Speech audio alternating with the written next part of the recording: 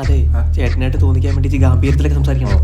അതെ, ഈ പരിപാടി കഴിഞ്ഞ് കുപ്പി എടുത്തതിന്റെ സ്വഭാവം മാറും. തരാന്ന്. അതെ സാറിപ്പം വരും. ഇതാര്? ചേട്ടന്. ചേട്ടന്റെ പേരെന്തോ? ചാണ്ടി. കൃഷ്ണന്റെ ചേട്ടൻ ചാണ്ടിയോ? ചന്തു എന്നാ പേര്. ഞങ്ങൾ ചാണ്ടിന്ന് വിളിക്കും. ചന്തയും കുണ്ടിയൊക്കെ ഇരി. എന്തിനാ വിളിപ്പിച്ചെന്നറിയാം? കാണാനല്ലേ? എന്നിട്ട് എങ്ങനെ ഉണ്ട്? കുഴപ്പമില്ല, ഒരു തവണ കാണാം. എടോ ഇവര് പഠിക്കണമെങ്കിൽ പെൺപിള്ളേർ ഇടയിരുന്നാലേ പഠിത്തം വരുത്തോളം. ആറുകൊണ്ടിരുന്നാലും പഠിച്ചാ പോരെ. പക്ഷെ പെൺകുട്ടികളോട് പഠിക്കണം. ഞാൻ എന്താ സാർ പറയുന്നത്? നീ നല്ല സുമയെടുത്ത് എന്തോടാ കാണിച്ചത്? ഞാൻ ഹൃദയം തുറന്ന് കാണിച്ചു. ഈ ട്യൂഷൻ ക്ലാസ്സിൽ 50 പെൺപിള്ളേരുണ്ടെങ്കിൽ 42 എണ്ണത്തിൽ ഹൃദയം തുറന്ന് കാണിച്ചിട്ടുണ്ട്. സാറേ ഹൃദയമല്ലേ തുറന്നു കാണിച്ചോ? വേറെ ഒന്നുമല്ലല്ലേ. പ്രേമിക്കുന്ന അത്ര വലിയ തെറ്റൊന്നുമല്ല. പക്ഷെ നരമ്പത്തരം കാണിക്കുന്ന തെറ്റാണ്. സാറേ ഞങ്ങള് പാരമ്പര്യമായിട്ട് എന്ത് നരമ്പാണ്?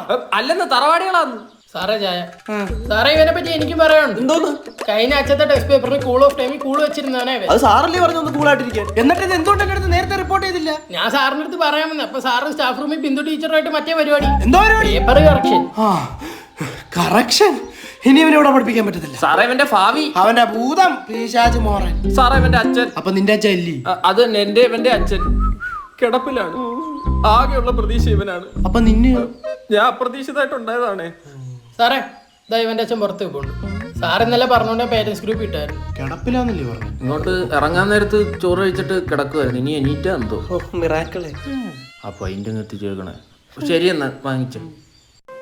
സംഗീതത്തിൽ 7 സ്വരങ്ങളാണുള്ളത്. സ,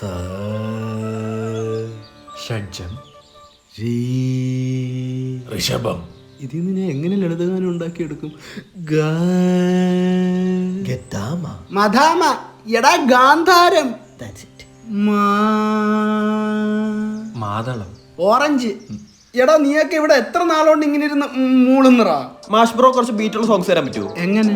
ലൈക്ക് മാഷിന്റെ ദേഹത്ത് ലോറി കേറി എങ്ങനെ എടുക്കും ബോഡി, മാഷിന്റെ മോള് ഒളിച്ചോടി കൂടെ ഞാനും ഓടി. നിന്റെ തന്ത ഈ പിച്ചും പേയും മാറ്റി ശുദ്ധ സംഗീതം ഉണ്ടാക്കാൻ വേണ്ടിയിട്ടാണ് ഇവിടെ കൊണ്ടുവന്നിരുത്തിയേക്കുന്നത്. മാഷെ എനിക്കൊരു പുതിയ പാട്ട് വേണം. എന്റെ അവിടെ നിങ്ങളൊരു സംഗീത മാഷല്ലേ? സംഗീത മാഷാന്ന് പറഞ്ഞ കൈ പാട്ട് വേണോ? അങ്ങനെ ബാങ്കിൽ പണി എടുക്കുന്നവന്മാരുടെ എല്ലാവരുടെ കയ്യിൽ കാശ് വേണമല്ലോ.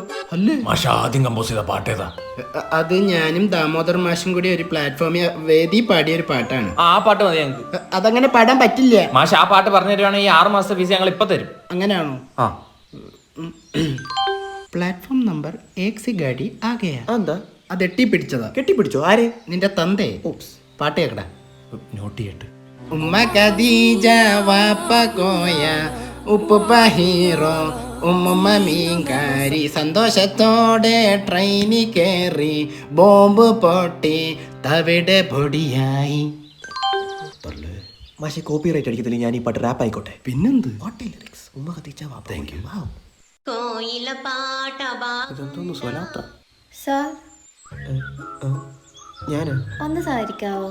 പിന്നെന്താ? സാർ നമ്മുടെ കമ്പനിയുടെ കുറച്ച് പുതിയ പ്രൊഡക്ട്സ് പരിചയപ്പെടുത്താൻ വന്നതാണ്. പെടുത്തിക്കോളൂ. ഈ തറവാട്ടി സ്ത്രീ സാന്നിധ്യോ?